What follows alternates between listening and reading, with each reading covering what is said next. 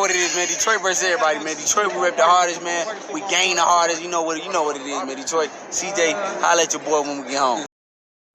All right, man. Apparently, David Benavidez did an interview on the Boxing Voice, and you know he went in on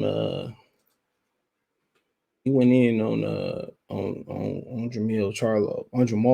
Excuse me. Hold on. Let's see if we can get this real quick. Starts talking shit to my dad. So hold on. And he goes over there on that side and he starts talking shit to my dad.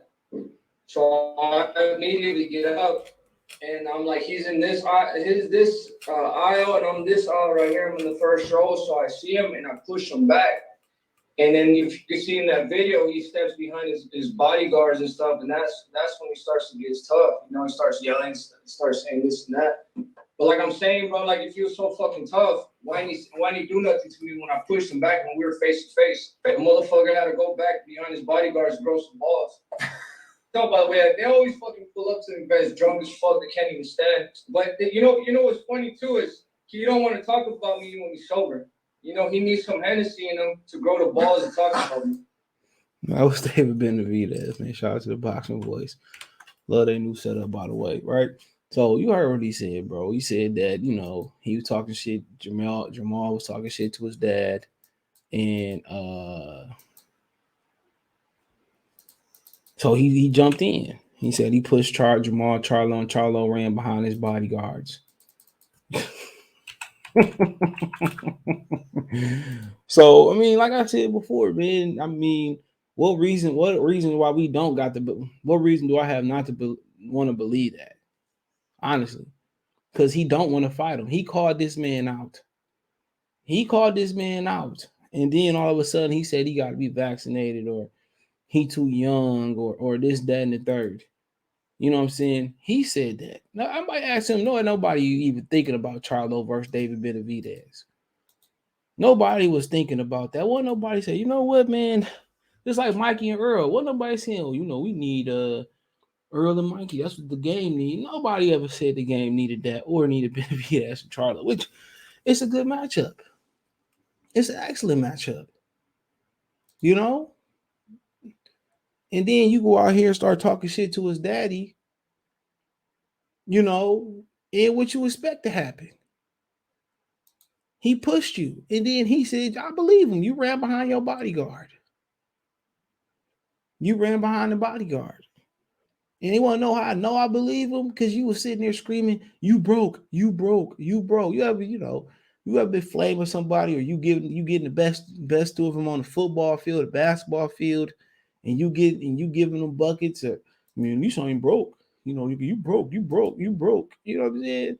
And the main people be the ones saying you broke and they really be broke.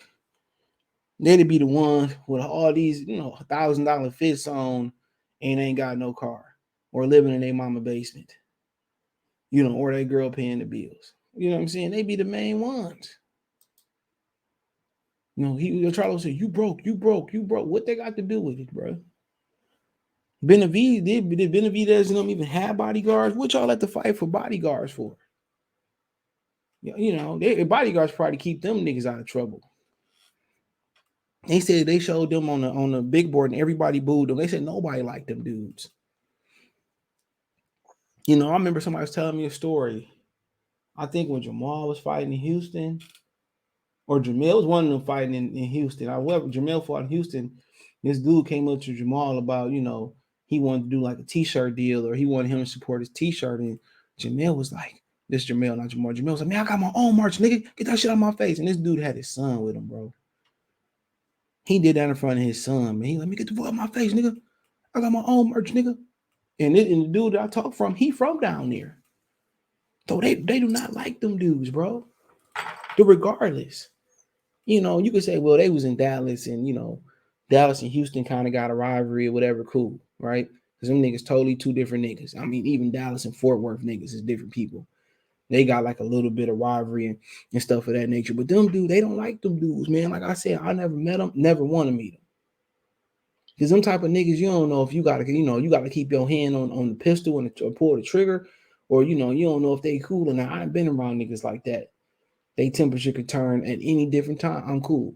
I'm too grown to be around niggas like that. Now, do I enjoy watching them jokers fight? Hell yeah, they can fight their ass off. You know what I'm saying? And they personalities outside the ring translate inside the ring. They don't go in there pity patting and they go in there looking to inflict pain, and they can take a shot too. You know what I'm saying? And like I said before, and that personality ain't transferring to Benavidez though, and that's what I don't like. Get in there and fight Benavidez. I think he can win. Not saying he will win, but I think he can win. You're gonna let Benavidez go up to 75 and miss out on an opportunity. You may never get this type of fight again. And then you might be able to cash out versus Canelo after this, or cash in versus Canelo. And I seen him facing off with Anthony Durrell, and dude look humongous. He bigger than Anthony Durrell. You gotta think Anthony Durrell damn near like 40. He facing off of Anthony Durrell. He looked way bigger than Anthony Durrell. I seen him niggas stand next to Wilder. He just as wide as Wilder. No bullshit, bro. He just as wide as Wilder. Them Charlo twins big. And Anthony Durrell 37. He'll be 38 later this year. That dude is big, dude. I would love to see them fight. Why not? Why not? Let's get it on. You called him out now. People want to see it. Now, if ain't nobody want to see it, wouldn't nobody care about it. And this wouldn't even be a conversation. He said he pushed you and you ran behind his bodyguards. And I seen you behind your bodyguards. He broke, you broke. Well, Danny Jacobs did the same thing to your ass. He said, I know exactly what you touching. You ain't touching no M's, boy. Then he went, you know what I'm touching. Then it turned to, you don't know what I'm touching. He said, no, I know exactly what you touching. You got to understand, Danny Jacobs one of Al Haymon's first guys out the amateurs. He said, oh, no, I know exactly. He said, well, I'll get there. So, you talking about he broke. Like, bro, Danny Jacobs was just calling you broke. And you didn't even, like, you ain't push him or nothing. He pulled up. There you go. Now, you talking some real shit, talking about, I want to fight. And then he said, I got other shit going on. He said, we can cancel our fight. You can cancel our fights and fight each other. And Danny Jacobs told you, hell no. And I thought that was weak, but obviously they have fights going. They never did fight. Another opportunity missed out. So these opportunities, especially at 68, may not come. You know what I'm saying? Don't nobody want to see Caleb Plant again after that performance. Caleb Plant got to prove himself that he tough. This dude, man, didn't pull you didn't call him out, and he pulling your hard. And now you don't want to oblige. To me, that's weak. But, like I said before, man, this generation, man, who knows? Now, none of them niggas gonna make videos about that. None of them niggas gonna make videos about that. Now, if that was Terrence Crawford and he was, oh, nigga, Terrence Crawford didn't want to fight. I told y'all, but when it comes to they type of fighters, man, they be quiet on shit like this. That's what you call a spade. If any of my favorite fighters lose, I'm gonna talk about it. It is what it is. I'm gonna talk about it. Good, bad, or ugly. I'm gonna talk about it. People say, Crawford lose, you can my channel ain't built on one fighter. I seen my favorite fighter, Roy Jones, lose. So that traumatic experience always went out the window. Seeing Mike Tyson lose, one of my other favorite fighters. That traumatic went out the window. Seeing James Toney lose to Samuel Peters. All I see in my favorite fighters knocked out, robbed, lose legit decisions in the whole nine. I seen it. You know what I'm saying? So they don't move me. Like I said, I've been watching sports since I came out watching boxing since I came out the womb.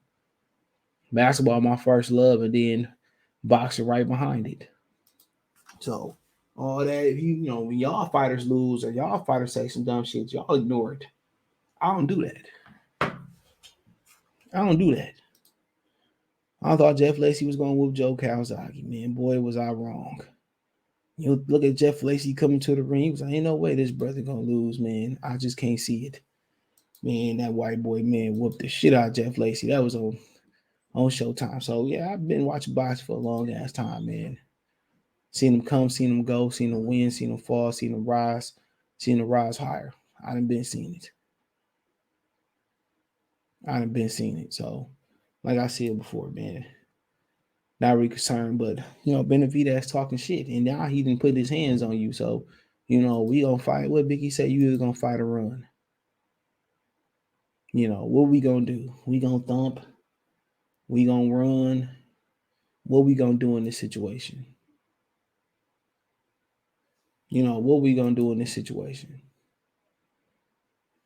What we gonna do? So, what's that? CL, what you gonna do? Come on, what you gonna do, man? But hey, it is what it is. Thumbs up the video, share the video, subscribe to the channel.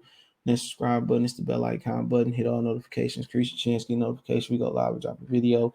You can find me on Twitter, Twitch, Facebook. Twitter, Twitch, Instagram, Spotify, Venmo, PayPal, Cash App by hitting the link tree link in the description. Check out the Box News playlist. Financially, want to support the channel. Cash App, $CJ Good 313, Venmo, CJ Good 313, PayPal in the description. Appreciate the love.